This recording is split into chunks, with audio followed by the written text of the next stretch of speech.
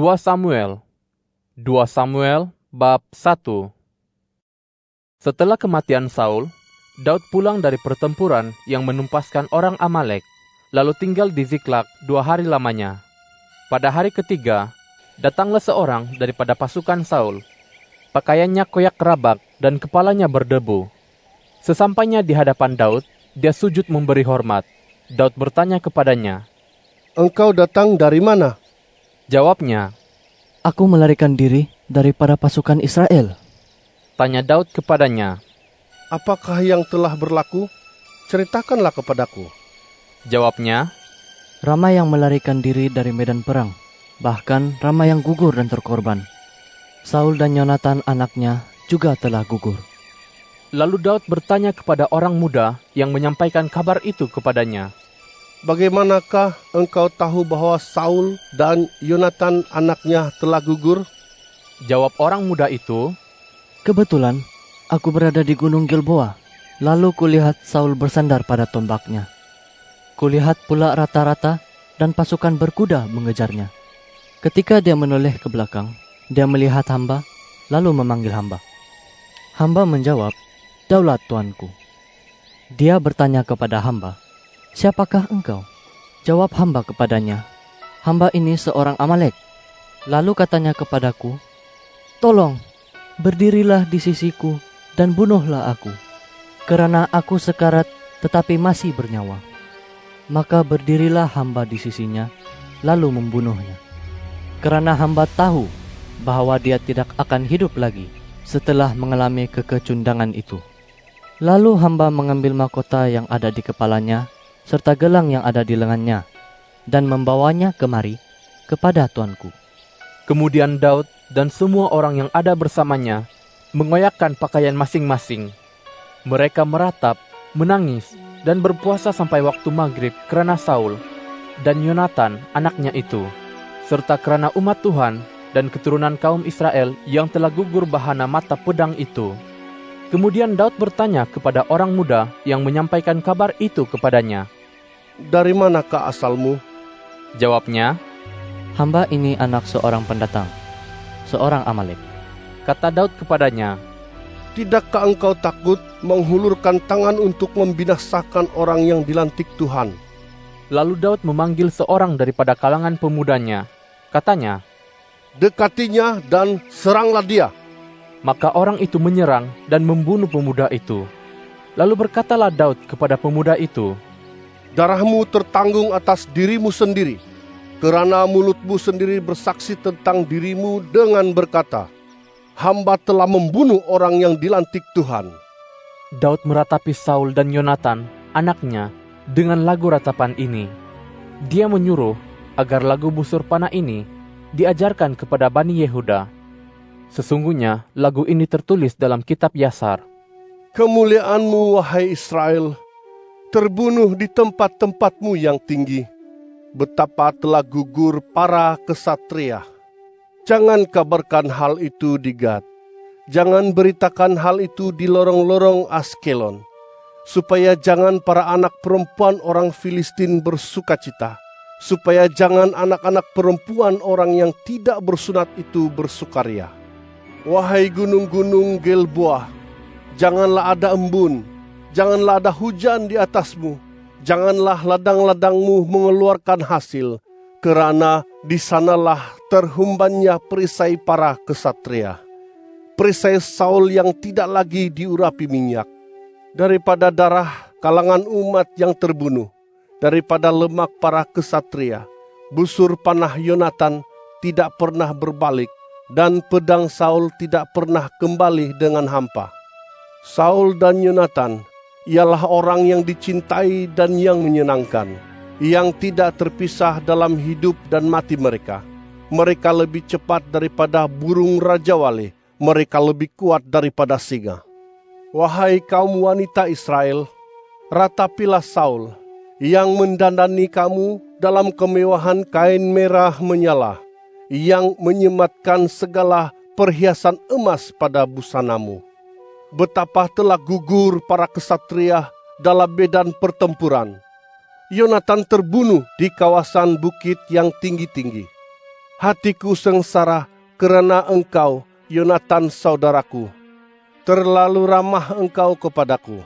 Ajaib kasihmu kepadaku lebih daripada cinta kaum wanita. Betapa telah gugur para pahlawan dan musnah sudah segala senjata peperangan. 2 Samuel bab 2. Setelah itu, Daud meminta petunjuk daripada Tuhan. Katanya, Adakah aku harus pergi ke mana-mana satu kota Yehuda? firman Tuhan kepadanya. Pergilah. Lalu tanya Daud, Kemanakah harus aku pergi? firman-Nya. Ke Hebron. Maka pergilah Daud ke sana dengan kedua-dua orang istrinya, yaitu Ahinoam, orang Yizriel, dan Abigail, balu Nabal, orang Karmel. Daud juga membawa orang yang menyertainya, masing-masing dengan keluarganya. Lalu mereka tinggal di kota-kota Hebron. Kemudian datanglah orang Yehuda, dan mereka melantik Daud di sana sebagai raja atas keturunan kaum Yehuda. Apabila Daud diberitahu demikian, orang Yabes Gilead yang memakamkan Saul. Daud pun mengutus beberapa orang kepada orang Yabes Gilead dengan pesan, Semoga Tuhan memberkati kamu karena kamu telah menunjukkan kasih-Mu yang sedemikian kepada Saul, tuanmu, yaitu dengan memakamkannya. Sekarang, semoga Tuhan menunjukkan kasih abadi dan kesetiaannya kepada kamu. Aku pun hendak membalas kebaikanmu, karena kamu telah melakukan hal yang demikian itu. Maka sekarang, kuatkanlah dirimu dan jadilah orang yang gagah perkasa, karena Saul tuanmu telah gugur, dan keturunan kaum Yehuda telah melantik aku sebagai raja atas mereka. Sementara itu, Abner, anak Ner, panglima tentara Saul, telah mengambil Isi-Boset, anak Saul, dan membawanya ke Mahanaim. Lalu menobatkan Isi-Boset untuk menjadi raja atas Gilead, atas orang Asyuri, atas Yizriel, atas Efraim, atas Benyamin, dan atas seluruh Israel. Isi-Boset anak Saul berumur 40 tahun pada waktu dia merajai Israel, dan dia bertakhta selama 2 tahun. Namun begitu, keturunan kaum Yehuda tetap mengikuti Daud. Selama 7 tahun 6 bulan, Daud merajai keturunan kaum Yehuda di Hebron. Kemudian Abner anak Ner dan anak-anak buah Isi-Boset anak Saul marah dari Mahanaim ke Gibeon. Yoab anak Zeruya serta para anak buah Daud juga marah. Lalu mereka bertemu berdekatan dengan telaga Gibeon. Satu pihak tinggal di sisi telaga sebelah sini, manakala satu pihak di sisi telaga sebelah sana. Kata Abner kepada Yoab, Suruhlah anak-anak muda tampil dan bertanding di hadapan kita. Jawab Yoab, Ya, suruhlah mereka tampil ke hadapan. Kemudian bersiaplah mereka dan maju menurut jumlahnya, yaitu 12 orang daripada suku Benyamin dan daripada Isi-Boset anak Saul, serta 12 orang daripada anak buah Daud. Lalu masing-masing menangkap kepala lawannya dan menikamkan pedangnya ke rusuk lawannya, sehingga mereka roboh bersama-sama. Oleh sebab itu, tempat itu disebut Helkat Hazurim, letaknya di Gibeon. Maka berlakulah peperangan yang amat sengit pada hari itu. Abner dan orang Israel tertewas oleh anak buah Daud. Pada waktu itu, ketiga-tiga orang anak Zeruya, yaitu Yoab, Abisai, dan Asael ada di sana. Asael yang larinya cepat bagaikan seekor kijang liar, mengejar Abner. Dia tidak menyimpang ke kanan ataupun ke kiri ketika dia mengejar Abner. Lalu Abner menoleh ke belakang dan bertanya, Engkaukah orang itu Asael? Jawabnya, Ya, kata Abner kepadanya, Menyimpanglah ke kanan atau ke kiri. Tangkaplah salah seorang anak muda itu, lalu ambillah perlengkapannya bagimu. tetapi Asael tidak mahu menyimpang dan terus mengejarnya. Maka Abner berkata sekali lagi kepada Asael, Menyimpanglah, jangan mengekori aku. Haruskah aku menghentam engkau jatuh ke tanah? Bagaimanakah aku dapat memandang muka Yoab abangmu? Tetapi dia tidak juga mahu menyimpang. Oleh sebab itu, Abner menikamkan hujung tombaknya ke perut Asael, sehingga tombak itu tembus ke belakangnya. Lalu robohlah dia di sana dan tewas di tempat itu juga. Maka semua orang yang sampai di tempat Asael roboh dan tewas itu berhenti di sana. Akan tetapi, Yoab dan Abisai mengejar Abner. Ketika matahari terbenam, sampailah mereka di Bukit Ama yang berhadapan dengan Gia, di jalan menuju gurun Gibeon. Kemudian berkumpullah Bani Benyamin di belakang Abner menjadi satu pasukan. Lalu mereka berdiri di puncak sebuah bukit. Abner berseru kepada Yoab, katanya, "Haruskah pedang tidak henti-henti makan? Tidakkah engkau tahu bahwa hal itu akan berakhir dengan kepahitan? Berapa lama lagi engkau enggan menyuruh pasukan itu berhenti mengejar saudara-saudara mereka?" Jawab Yoab, Demi Allah yang hidup, jika engkau tidak angkat bicara, tentu pasukan itu akan terus mengejar saudara-saudaranya hingga pagi. Maka Yoab meniup sangkakala dan seluruh pasukan pun berhenti. Mereka tidak lagi mengejar orang Israel dan tidak lagi berperang. Kemudian Abner dan orangnya berjalan sepanjang malam melalui Araba, lalu menyeberangi sungai Yordan, lantas berjalan sepanjang siang sehingga tiba di Mahanaim. Yoab pun berhenti mengejar Abner. Ketika dia mengumpulkan serta menghitung seluruh pasukan, ternyata anak buah Daud berkurang 19 orang di samping Asael. Tetapi anak buah Daud mengalahkan orang Benyamin, yaitu orang Abner, hingga tewas 360 orang. Lalu mereka mengangkat jenazah Asael dan mengebumikannya di kubur ayahnya di Betlehem. Yoab dan orangnya berjalan semalam-malaman lalu sampai di Hebron ketika fajar menyingsing. 2 Samuel bab 3. Peperangan antara keluarga Saul dengan keluarga Daud berlanjutan lamanya. Daud semakin lama semakin kuat, manakala keluarga Saul semakin lama semakin lemah. Anak-anak lelaki dilahirkan bagi Daud di Hebron. Yang sulung ialah Amnon, yang dilahirkan oleh Ahinoam, orang Yizriel itu. Anak yang kedua ialah Kileab daripada Abigail, balu Nabal, orang Karmel. Anak yang ketiga ialah Absalom, anak Maaka, anak Talmai, raja Gesur. Anak yang keempat ialah Adonia, anak Hagit. Anak yang kelima ialah Sefaca, anak Abital. Anak yang keenam ialah Yitriam, daripada Egla, istri Daud. Mereka itu anak-anak lelaki, dilahirkan bagi Daud di Hebron.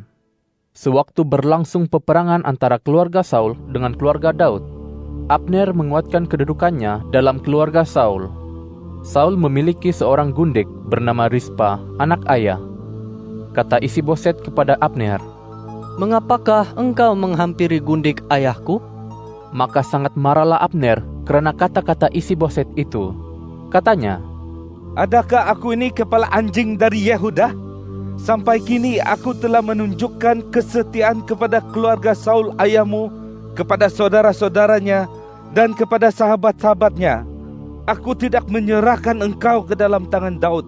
Namun demikian, pada hari ini engkau menuduh aku bersalah dengan seorang perempuan. Biarlah Allah menjatuhkan azab kepada Abner, bahkan lebih lagi, jika aku tidak melakukan terhadap Daud seperti yang dijanjikan Tuhan kepadanya dengan bersumpah, yaitu mengalihkan kerajaan daripada keluarga Saul dan mendirikan takhta Daud atas orang Israel dan atas orang Yehuda, dari Dan sampai Bersheba." Isiboset tidak dapat menjawab Abner lagi dengan sepatah kata pun, karena dia takut kepadanya. Abner pun mengirim beberapa orang utusan kepada Daud sebagai wakilnya dengan pesan, "Siapakah gerangan pemilik negeri ini?" Dia berkata pula, "Ikatlah perjanjian dengan hamba. Sesungguhnya hamba akan menyokong tuanku untuk membawa semua orang Israel kepada tuanku." Jawab Daud, Baik, aku akan mengikat perjanjian dengan engkau. Hanya satu hal yang kuminta daripada kamu. Engkau tidak boleh menghadap aku, kecuali jika engkau membawa Mikal anak Saul terlebih dahulu, ketika engkau hendak datang menghadap aku. Kemudian Daud mengirim beberapa orang utusan kepada Isiboset, anak Saul, dengan pesan, Serahkanlah istriku Mikal, yang telah dipertunangkan kepadaku, dengan 100 keping kulit kulup orang Filistin. Lalu Isiboset menyuruh agar perempuan itu diambil daripada suaminya, yaitu daripada Paltiel, anak Lais. Suaminya berjalan menyertai dia sambil menangis. Diikutinya istrinya sampai ke Bahurim. Lalu kata Abner kepadanya, "Pulanglah engkau." Maka pulanglah dia. Kemudian berbicaralah Abner dengan para tua-tua Israel. Katanya, "Sudah lama kamu menghendaki Daud menjadi raja atas kamu. Sekarang laksanakanlah, kerana mengenai Daud, Tuhan telah berfirman demikian. Dengan perantaraan Daud, hambaku, aku akan menyelamatkan Israel, umatku, daripada tangan orang Filistin dan daripada tangan semua musuhnya." Abner juga berbicara kepada orang Benyamin. Setelah itu, Abner pergi ke Hebron untuk menyampaikan kepada Daud segala hal yang dipandang baik oleh orang Israel dan oleh seluruh Bani Benyamin. Ketika Abner bersama 20 orang yang menyertainya sampai di Hebron untuk menghadap Daud, Daud mengadakan suatu jamuan bagi Abner dan orang yang menyertainya itu. Lalu Abner berkata kepada Daud, "Aku akan bersiap pergi dan mengumpulkan kesemua orang Israel bagi tuanku raja, supaya mereka mengikat perjanjian dengan tuanku dan supaya tuanku dapat bertakhta atas semua yang dihasratkan hati tuanku." Maka Daud menyuruh Abner pergi, dan Abner berangkat dengan selamat. Tidak beberapa lama selepas itu, datanglah anak buah Daud bersama-sama Yoab setelah selesai menjalankan penyerbuan. Mereka membawa banyak jarahan. Abner sudah tidak lagi bersama Daud di Hebron, karena Daud telah menyuruh dia pergi, dan dia berangkat dengan selamat. Setelah Yoab dan seluruh tentera yang menyertainya tiba, kepada Yoab dikabarkan demikian, "Tadi Abner, anak Ner, datang menghadap raja, dan baginda telah melepaskan dia pergi, dan dia berangkat dengan selamat." Maka datanglah Yoab menghadap raja dan berkata, "Apakah yang tuanku lakukan? Lihat, Abner datang menghadap tuanku. Mengapakah tuanku melepaskannya pergi? Tuanku mengenal Abner anak Ner.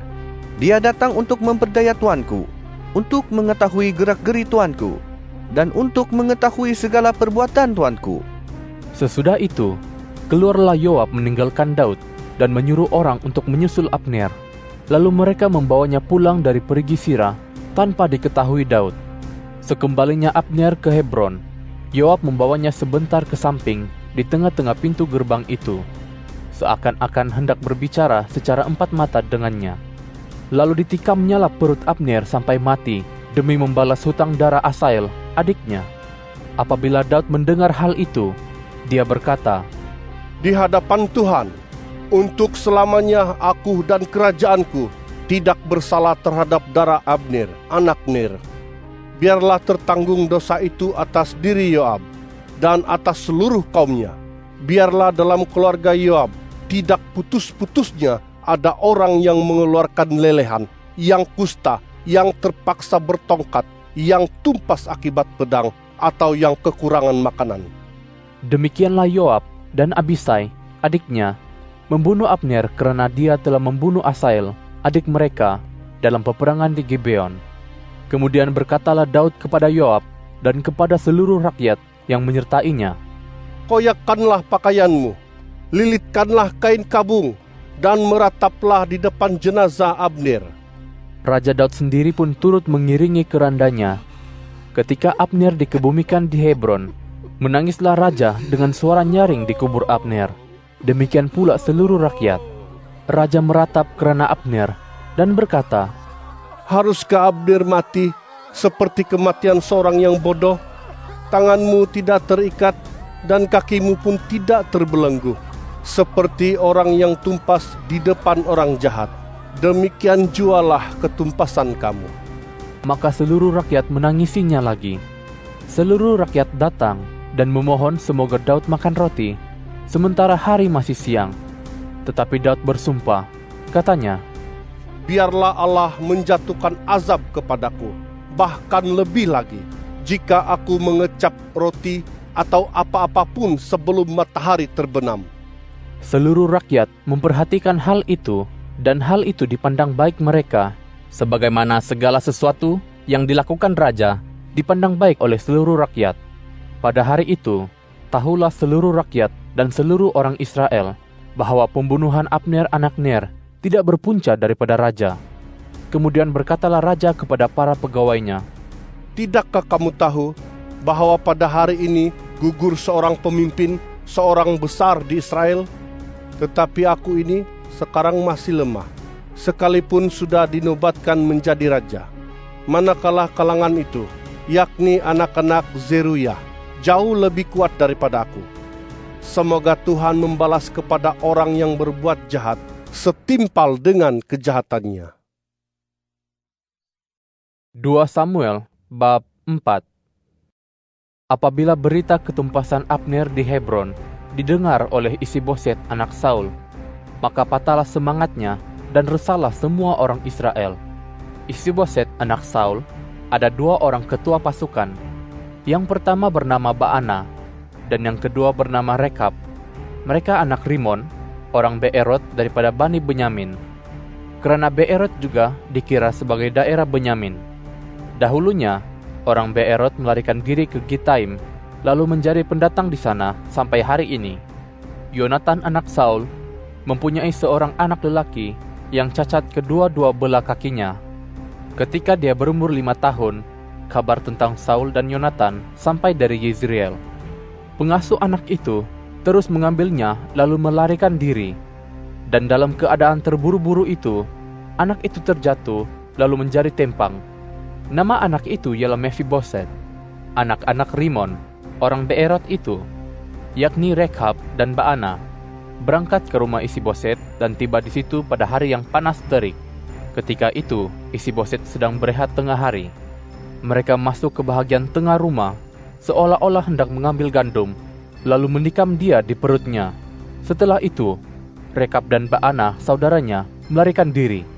Ketika mereka masuk ke dalam rumah itu, Isiboset sedang berbaring di atas katil dalam bilik tidurnya. Mereka menikam, lantas membunuhnya, dan memenggal kepalanya.